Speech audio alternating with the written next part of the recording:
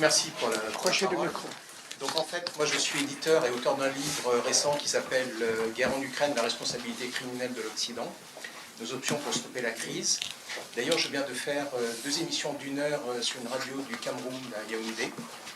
En fait, il y en avait une seule qui était prévue, mais ils ont tellement aimé qu'on en a fait une deuxième. Pourquoi? Parce qu'en fait, ils en avaient assez d'entendre les médias dominants comme RFI, etc., culpabiliser les Africains, de ne pas prendre parti pour l'Occident contre la Russie. Alors, c'est vrai qu'on entend, depuis le début de cette guerre en Ukraine, les médias occidentaux, la version de l'OTAN, à savoir Poutine est malade, c'est un tsar, c'est descendant d'Ivan le Terrible, etc., etc. Mais heureusement, Jean-Pierre, excusez-moi parce que je n'ai pas retenu votre nom, a donné des éléments très intéressants. En fait, la Russie n'a pas eu d'autre choix que d'intervenir militairement pour protéger la population russophone du Donbass. Pourquoi? Parce qu'en fait, à partir du 16 janvier, les Américains commencent à expliquer que la Russie va envahir l'Ukraine, fixe une date, le 15 février. Si vous voulez poser une question, s'il vous plaît. Si vous avez des questions, vous posez Mais votre question. Non, je n'ai pas de questions à poser, puisqu'en fait, ce que j'entends essentiellement... Non, mais c'est pas un contre-exposé, parce qu'on a déjà fait. Ben, Voilà. en fait, Posez votre question. alors, je s'il vous n'ai plaît. pas de questions Merci, à on le poser. sait, ça. Pardon? On le sait. Ben, Posez une question. Alors, excusez-moi, alors, pourquoi vous dites effectivement ce que vous avez dit tout à l'heure, alors qu'en fait, manifestement, la Russie est intervenue pour sauver la population du Donbass, parce que le vendredi, c'est le 17 février, il y a 100 000 habitants du Donbass qui sont mis à l'abri de l'autre côté de la frontière, c'est-à-dire à Rostov-sur-le-Don, parce qu'effectivement, comme l'a dit son excellent Jean-Pierre, le vendredi, il y a 1500 explosions à l'arme lourde, donc c'est-à-dire que l'armée ukrainienne attaque les populations civiles. Donc la Russie vole au secours de la population. Quand elle reconnaît les 2 républiques le lundi, c'est pour penser que ça va calmer les forces armées ukrainiennes. Mais en fait, ça ne les calme pas. Et en plus, je suis d'autant plus concerné que j'ai édité une jeune romancière qui, à l'époque, a 13 ans, qui habite le Donbass. Mais quelle autre question? Mais attendez, je vais vous alors, je vais vous la poser à vous. Là, vous prenez de notre temps qui est utile. Votre temps est utile, vous en avez pris beaucoup aussi. Oui, mais nous, on n'a pas. Vous quoi? Vous quoi? Donc, je vous pose une question. Pourquoi, effectivement, vous répandez que la version de l'OTAN en permanence, alors qu'en fait, il y a l'article 61 de la Constitution russe qui oblige le président russe à voler au secours des Russes où qu'ils se trouvent, et donc la population du Donbass. Et je terminerai juste sur ma question en disant qu'en fait, les milices du Donbass ont récupéré des plans d'attaque des forces armées ukrainiennes contre les populations civiles qui étaient fixés au 28 février. Elles ont été publiées et les Russes ont trouvé d'autres plans d'une attaque contre le Donbass qui étaient fixés au 8 mars. Voilà. Donc pourquoi on Merci beaucoup. Merci. la version de l'OTAN et jamais la version russe sur ce point-là, à savoir qu'ils ont été obligés d'intervenir pour protéger la population civile. Merci beaucoup. Monsieur Jacques Millard. Oui, moi j'ai une question à vous poser, à vous, À qui? c'est-à-dire sans doute à Jean-Pierre et aussi un autre intervenant, peut-être à Eugène.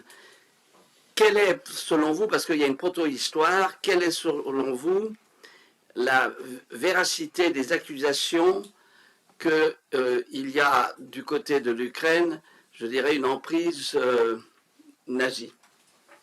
Extraordinairement court.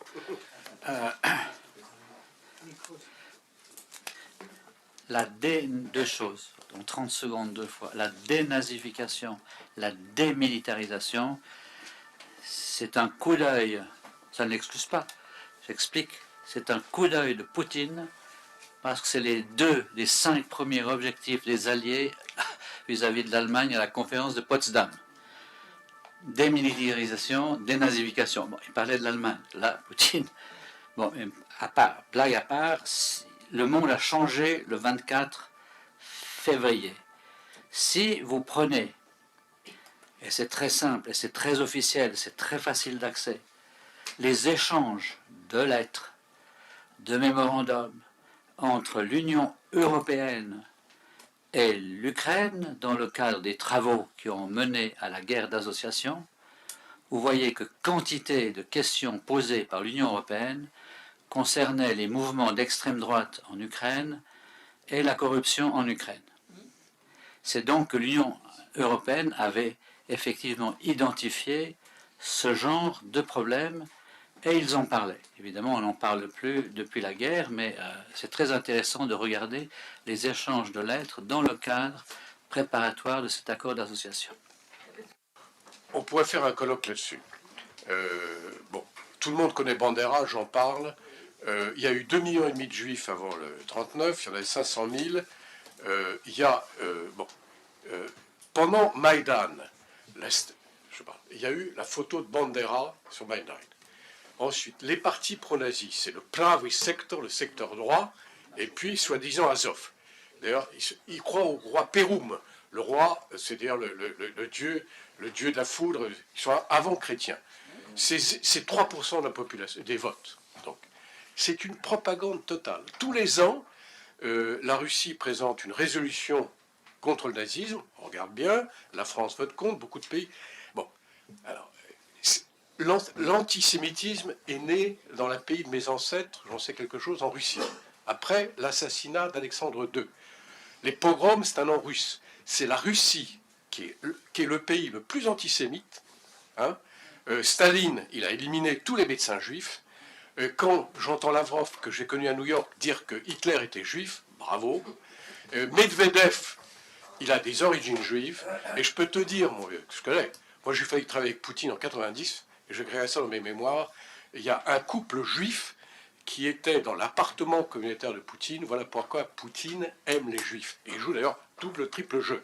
Donc de dire qu'il y a des nazis, bien sûr, c'est facile. À ce moment-là, Jean-Marie Le Pen aussi, hein, quand il a parlé de four crématoire... Le massacre d'Odessa, c'est qu'en Ukraine... Non, mais écoutez, je connais le problème mieux que vous. Hein. Alors franchement, ne dites pas ça. Allez. Et puis, vous n'avez pas le droit à la parole. C'est bon. Voilà, Ok. c'est tout. Bonjour, je suis Karl Verheiken, je suis directeur de publication du journal Nouvelle Solidarité. J'ai une question par rapport à la destruction du pipeline Nord Stream 1 et 2.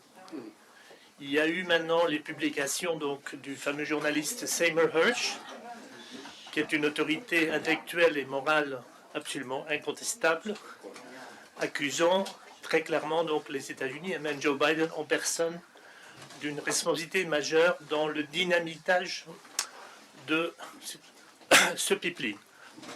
Ce pipeline, à ma connaissance, appartenait à 51% à Gazprom, 49% aux Européens, notamment en France Engie, qui avait à peu près 1 milliard investi dans ce pipeline. 1 milliard. 980 millions, proche d'1 milliard. Quelle est la question? Ma question, c'est que, pour l'instant, c'est en Allemagne des députés qui envisagent donc des commissions d'enquête là-dessus. Est-ce qu'en France, puisque les intérêts français ont été frappés par cette destruction, est-ce que nos élus, nos parlementaires, peuvent créer une commission d'enquête et convoquer les témoins nécessaires pour faire la lumière sur la destruction donc, d'un pipeline d'un pays membre de l'OTAN contre un autre pays membre de l'OTAN. Merci. Je fus député, mais je ne le suis plus. Alors, tout ce que je peux vous dire, c'est que dans cette affaire, effectivement, quand on lit un certain nombre d'analyses faites en Allemagne, on se rend compte que la chose est assez claire et qu'il y a eu une enquête par Hirsch, là, le dernier journaliste américain, qui se prononce très vertement sur la responsabilité américaine en ce qui concerne cette histoire de sabotage de Nord Stream 2. Messieurs, dames, bonjour. Une question à vos invités. Présentez-vous-même. Oui, à l'Israël, que je suis analyste politique et membre des Républicains en France. Donc aujourd'hui, il y a une question qui se pose. Est-ce que la guerre actuelle entre Ukraine et Russie n'est pas la continuité de la guerre qui n'a pas eu lieu, qui n'a pas donné ses résultats en Syrie? Ça veut dire, au départ, c'était le passage de gazoduc qui a animé cette guerre en Syrie et qui devait faire traverser la Syrie et la Turquie pour arriver en Europe. Comme ça n'a pas eu lieu, donc dans ce cas-là, il a fallu faire stopper net le gaz russe qui est arrivé en Europe pour arrêter cette, je dirais, collaboration russe-européenne. Merci beaucoup. Non, en fait, je vais rappeler une banalité, c'est-à-dire toute guerre est le résultat d'un certain nombre de facteurs. Donc les causes sont plurifactorielles. Donc il y a tout un ensemble d'éléments qui ont joué, que les intervenants ont essayé de rappeler d'ailleurs dans le début de cet après-midi. Mais à mon sens, le problème quand même de fond, c'est tout simplement la géographie de la Russie, qui est à la fois le pays le plus immense et un pays extraordinairement enclavé. Puisque bon, l'accès par la Baltique, c'est quand même pas absolument génial. L'accès via le Pacifique, c'est pas génial non plus, malgré les îles qu'aujourd'hui la Russie occupe vue du Japon. Et donc, pour la Russie, l'accès aux mers chaudes, c'est absolument fondamental. Or, la situation de la Russie avec une Ukraine qui possédait la Crimée, ça posait quand même des problèmes géostratégiques absolument fondamentaux que j'ai rappelés rapidement tout à l'heure. Donc il s'agit pour la Russie d'avoir la certitude de pouvoir accéder à la Méditerranée, et notamment, et c'est là ça rejoint votre question, c'est-à-dire notamment aux bases russes qui se trouvent en Méditerranée, donc en Syrie bien entendu, c'est la surveillance de tous les gazoducs et pipelines donc, qui passent effectivement autour de la mer Noire, et donc pour elle c'est impératif, c'est absolument impératif.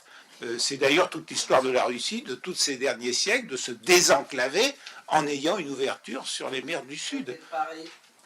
C'est une question pour vous, Gérard François Dumont. Vous avez évoqué la Crimée. Pourriez-vous nous dire en quelques mots comment se sont passées les relations entre l'Ukraine et la Russie? Qui a décidé de la dénucléarisation de l'Ukraine? Comment s'est fait le rapatriement des armes? Et à quel moment l'allocation de Sébastopol a été actée et contre quoi? Et à quel moment elle a été arrêtée?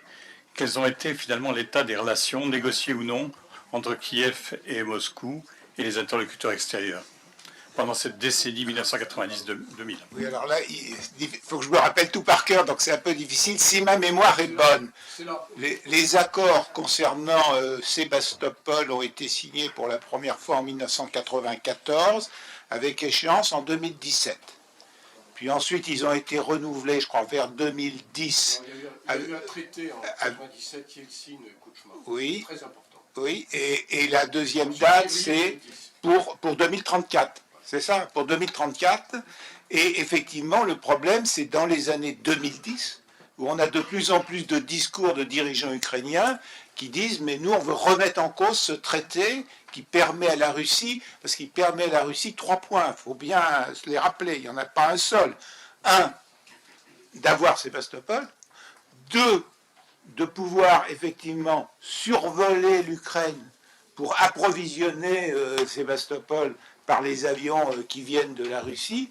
Et 3, pouvoir mener des opérations dans des eaux territoriales de la mer Noire qui, d'après le traité de Montego Bay, sont considérées comme des eaux ukrainiennes. Donc c'est 3 éléments qu'il faut avoir en tête. Donc à partir du moment où il y a eu un certain nombre de discours qui ont remis en cause ces accords jusqu'en 2034, vous imaginez bien que du point de vue de la stratégie russe, c'était quand même assez difficile à supporter. Bon, si, bah moi je connais. Dites, après, il y a eu quand même Viktor Yanukovych et Yushchenko. Yushchenko était pro-occidental, sa femme était du département d'État. Et c'est lui qui voulait l'OTAN, c'est lui qui a été balafré et tout. Et lui, il voulait l'OTAN. Timoshenko, là, la femme, était contre, et elle a fait alliance avec Viktor Yanukovych, c'est lui qui a été victime du Maïdan. Et donc, dès le Maïdan, c'est le 22 février, coup d'État, coup de force, j'en parle, je nie pas, effectivement, on est allé vers remise en cause de Sébastopol. Je connais bien mon histoire, mon cher. Regardez votre carte, vous, quel géographe. Il y a une ville qui s'appelle Novorossiysk, pardon. Sibirsk, c'est là-bas, j'ai visité. Eh bien, les Russes savaient très bien que Sébastopol, ça ne serait pas éternel, et ils ont commencé à construire un port. Vous connaissez votre géographie, il y a Sochi, il y a Novorossiysk, il y a Krasnodar. Eh bien, ils voulaient faire un port ici, au cas où. Et donc, Sébastopol, c'est plus historique. C'est le boulevard Sébastopol. Mais si, écoutez, Jacques, je connais mieux que toi ces problèmes. Non, mais attendez. Non, Ils ont. Vous avez parlé de géographie, mais justement, le problème, c'est qu'en géographie, le port le plus utile géographiquement, c'est Sébastopol.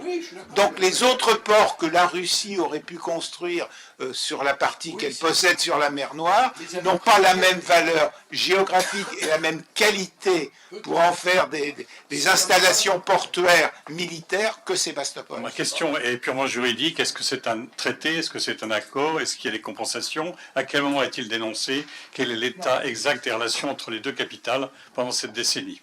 Et à quel moment ces relations sont suffisamment gâtées pour que la relation de la Russie avec la Crimée devienne difficile, impossible? Non, mais les accords n'ont jamais été dénoncés. N'ont jamais été dénoncés. Mais en revanche, il y a eu des discours, notamment de Poroshenko, si ma mémoire est bonne, disant « mais ces accords, nous allons les dénoncer ». Donc nous allons... Mais non, ça n'a jamais été dénoncé. Ah non, ça n'a jamais été Bien, dénoncé. merci beaucoup. Pas de questions, on va passer sur le deuxième question. Monsieur Millet. Eugène, c'est pas pour relancer le débat, mais je voudrais quand même que tu aies connaissance de ce qui a été publié par Tribune Juive le 20 février 23 et qui fait la somme. Non, tu vas te l'acheter, tu te démerdes. Bien. Je te connais trop, tu sais, parce que si je... Voilà. Et donc, voilà. Et je voudrais... Non. Et je voudrais juste dire cette anecdote. J'écoute France Info le 23 février.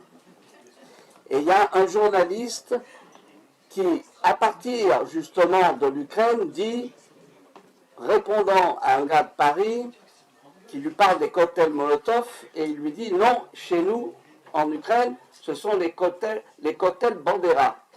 Et il le dit, c'est un héros national ukrainien. Alors moi, je décroche mon téléphone et j'appelle France Info. Quand ils ont su que je leur ai dit qui était Bandera, il y a eu un blanc.